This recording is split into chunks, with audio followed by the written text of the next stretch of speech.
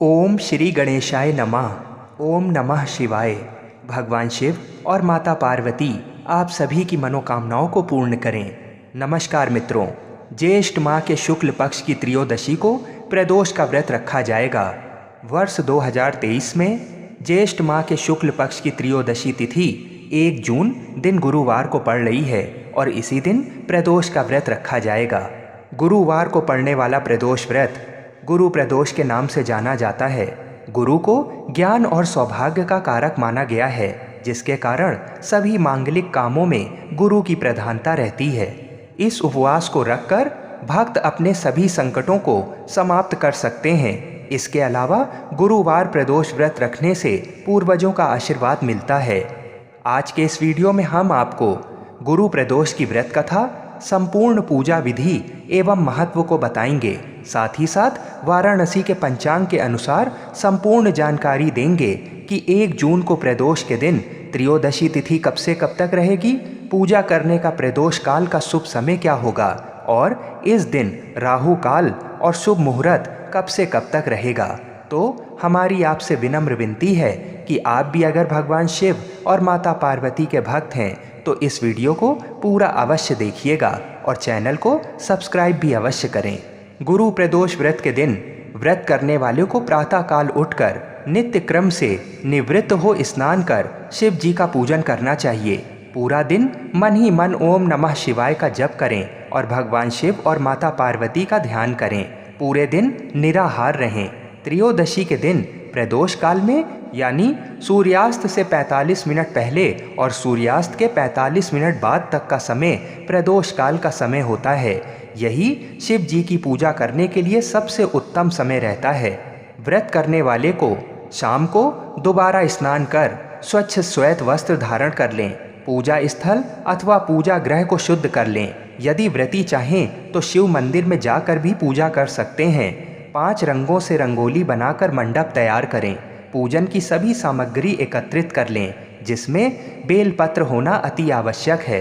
कलश अथवा लोटे में शुद्ध जल भर लें।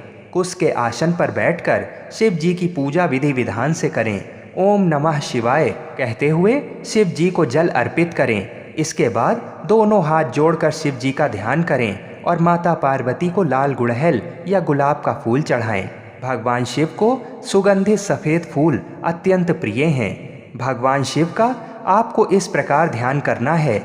करोड़ों चंद्रमा के समान कांतिवान, त्रिनेत्रधारी, मस्तक पर चंद्रमा का आभूषण धारण करने वाले, पिंगल वर्ण के जटाजूटधारी, नीलकंठ तथा अनेक रुद्राक्ष मालाओं से सुशोभित, वर्धहस्त, त्रिशूलधारी, नागों के कुंडल पहने, व्याघ्र चर्म धारण किए हुए, रत्न जड़ित सिंहासन पर विराजमान शिव जी माता पार्वती के साथ हमारे सारे कष्टों को दूर कर सुख समृद्धि प्रदान करें। ध्यान करने के बाद गुरु प्रदोष व्रत की कथा सुने। गुरु प्रदोष व्रत की कथा इस प्रकार है। एक बार इंद्र और वृतासुर की सेना में घनघोर युद्ध हुआ। देवताओं ने दैत्य सेना को पराजित कर नष्ट भ्रष्ट कर डाला।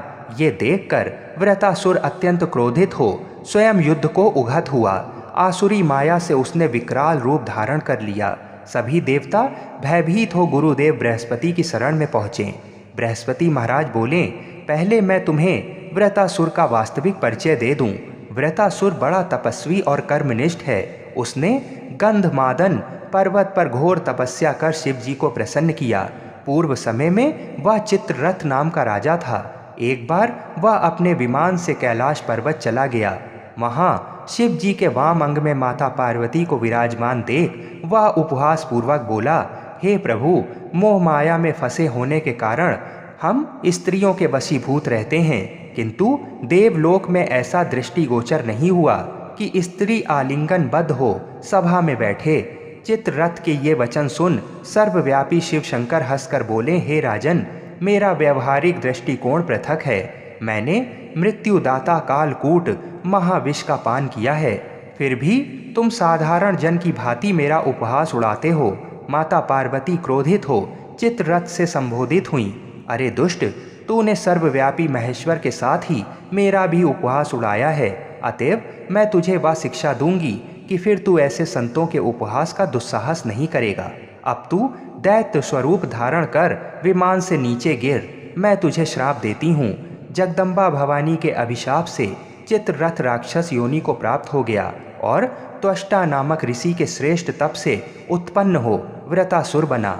गुरुदेव बृहस्पति आगे बोले, व्रतासुर बाल्यकाल से ही शिव भक्त रहा है, अतः हे इंद्र तुम बृहस्पति प्रदोष व्रत कर शंकर भगवान को प्रसन्न करो। देवराज ने गुरुदेव की आज्ञा का पालन कर बृहस्पति प्रदोष व्रत किया। गुरु प्रदोष व्रत के प्रताप से इंद्र ने शीघ्र ही व्रतासुर पर विजय प्राप्त कर ली और देवलोक में शांति छा गई। इस प्रकार से भगवान शिव और माता पार्वती ने देवताओं के कष्ट का निवारण किया। व्रत कथा को सुनने के बाद भगवान शिव और माता पार्वती सहित पूरे शिव परिवार की आरती करें। भगवान को दूध से बनी चीज़ों का भोग लगाएं, उपस्थित जनों को आरती दें, सभी को प्रसाद वितरित करें। उसके बाद ही स्वयं भोजन करें। भोजन में केवल मीठी सामग्रियों का ही उपयोग करें। गुरु प्रदोष के दिन किसी भी बुजुर्ग ब्राह्मण को दान दक्षिणा वस्त्र आदि देकर उनका आशीर्वाद अवश्य लें। आइए अब गुरु प्रदोष के दिन किए जाने वाले कुछ महत्वपूर्ण उपाय भी जान लेते हैं। गुरु प्रदोष के दिन नहा धोकर साफ हल्के पीले या गुलाबी कपड़े पहने, केले के पेड़ के नीचे गाय के घी का दिया जलाकर विष्णु भगवान के 108 नामों का जाप करें और शाम के समय प्रदोष काल में भगवान शिव को पंचामृत यानी दूध, दही, घी, शहद और शक्कर से स्नान कराएं। इसके बाद शुद्ध जल से स्नान कराकर रोली, मौली, चावल, धूप, दीप से पूजन करें। भगवान शिव को साबुत चावल की खीर तथा भगवान विष्णु को पीले फल फूल अर्पण करें। अपने स्नान के जल में 7 चुटकी हल्दी डालकर स्नान करें। ऐसा लगातार 40 दिन करने से गुरु शुभ प्रभाव देने लगते हैं। अपने घर के ईशान कोण में मिट्टी के बर्तन में जल भर कर रखें तथा समय समय पर इसका जल बदलते रहें। जरूरतमंद लोगों को पीला कपड़ा, पीली मिठाई, चने की दाल, हल्दी, गुड़ आदि का दान करें। इससे जिन किसी के भी विवाह में विलंब हो रहा है उनका शीघ्र ही विवाह हो जाता है और दाम्पत्य जीवन की परेशानियां खत्म हो जाती हैं। प्रदोष काल में भगवान शिव के मंदिर में गाय के घी का दिया जलाएं और पीपल और बरगद के पेड़ के पास भी घी का दीपक जलाना अत्यंत शुभ होता है। आइए अब वाराणसी के पंचांग के अनुसार संपूर्ण तिथि और शुभ मुहूर्त को जान लेते हैं। 1 जून को प्रदोष के दिन सूर्योदय सुबह 5:38 पर होगा और सूर्यास्त 6:57 पर होगा। त्रयोदशी तिथि 1 जून को दोपहर 1:38 से प्रारंभ होगी और अगले दिन 2 जून को दोपहर में 12:48 तक रहेगी।